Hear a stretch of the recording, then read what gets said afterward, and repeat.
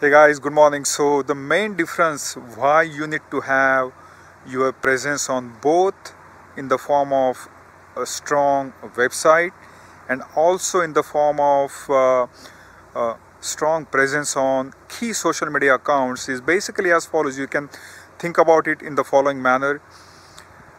People often make the first impression about your business online, and they typically discover you through Google, and that is why having a strong website that makes a statement about you, your business, your story in terms of who you are, why do you do it, who do you do it for, all those nice things that has to get culminated into a strong attention getting website. On the other hand, right, think about your friends, social acquaintances, other people that you are friends with. So they don't typically wake up each and every day morning getting excited about visiting your website.